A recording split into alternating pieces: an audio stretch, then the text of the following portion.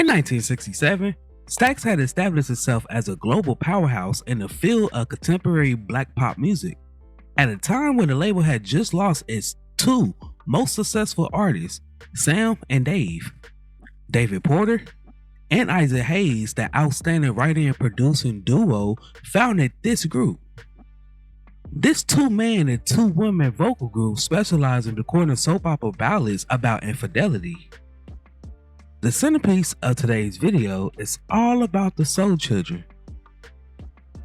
Now, if you guys love my videos and love supporting me, then I suggest you become a member of the channel, where I will be releasing exclusive videos just for you all. Be sure to get that family tier so you won't miss out on these exclusive perks. Now, before we start, let's be sure to leave a like on the video, subscribe to the channel, and push that notification bell to be sure you won't miss out on any more content. Now, without further ado, let's cue that intro.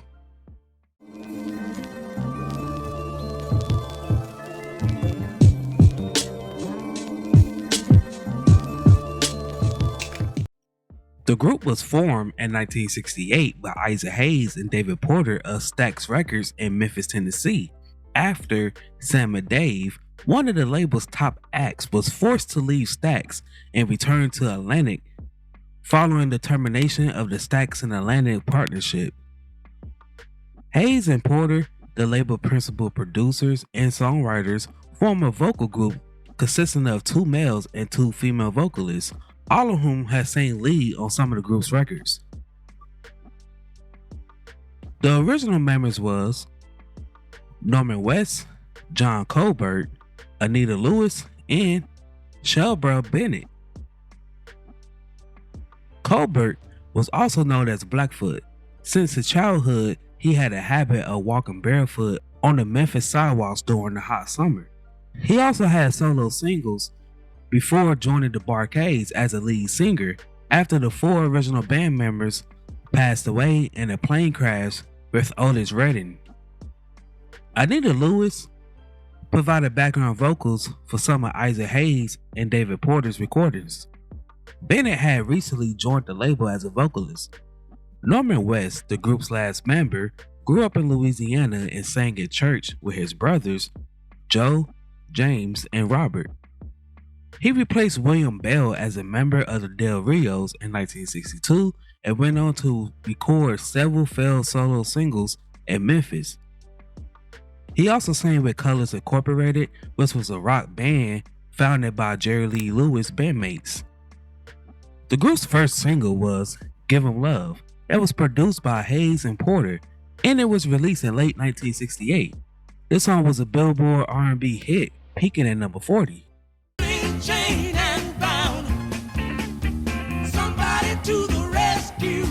There was two follow-ups that peaked on the R&B charts.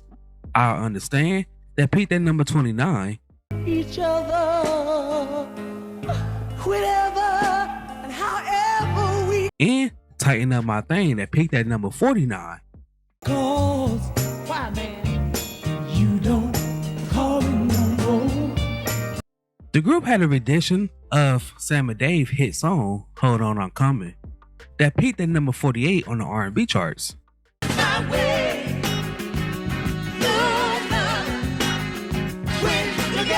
Their fourth single, The Sweeter He Is, became one of their biggest hits and the first single for the group to cross over onto the pop charts, reaching number 52, also peaking at number 7 on the R&B charts in late 1969. You took your good love away, and all that's why. That same year, the group released their debut album titled Soul Children. This album was heavily supported by musicians used on the records, including Booker T. Jones, Steve Cropper, Donald Duck Dunn, and Al Jackson Jr. of Booker T and the MGs, as well as Isaac Hayes. However, after the group saw a little success with their version of Hold On Coming Home in early 1970, Isaac Hayes quit working with the group to pursue his solo career. The group released a second album, Best of Two Worlds, but the songs from this album failed to chart. In 1972, they recorded Genesis, an album that was orchestrated by Dale Warren and produced by Jim Stewart and Al Jackson. This album produced a smash song, Hearsay. The song peaked at number 5 on the R&B charts and number 44 on the pop charts.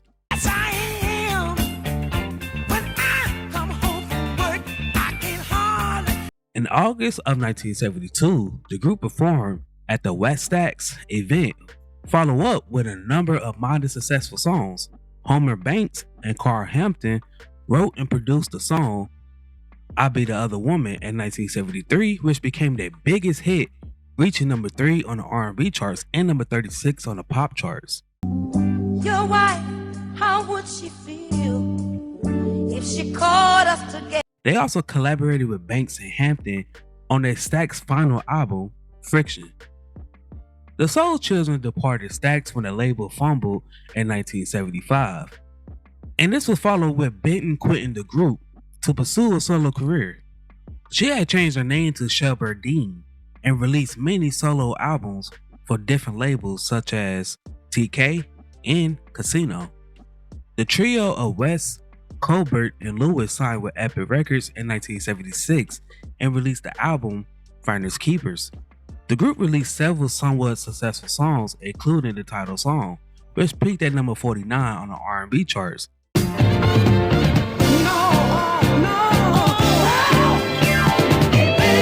And If You Move I Fall, that peaked at number 99 on the R&B charts. My love has changed.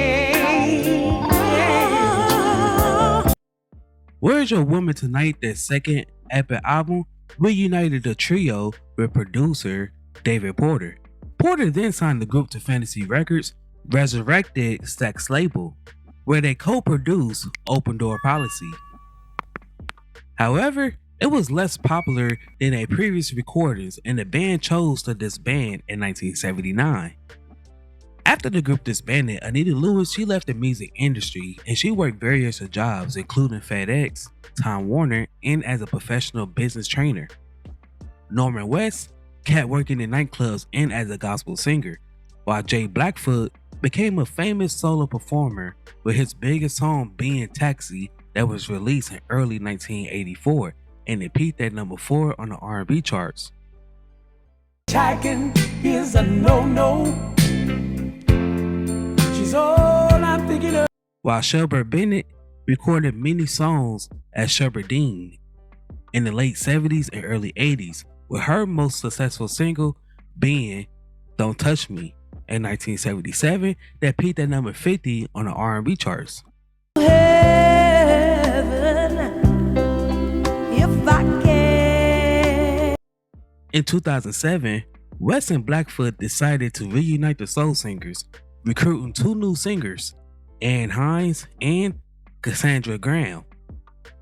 And they recorded a new album titled Still Standing. Jay Blackfoot passed away of pancreatic cancer on November 30th, 2011 at the age of 65. Shelburne Bennett passed away on May 31st, 2013 at the age of 66. Now, before we go, I have a question for you all. What is your favorite song from the Soul Children?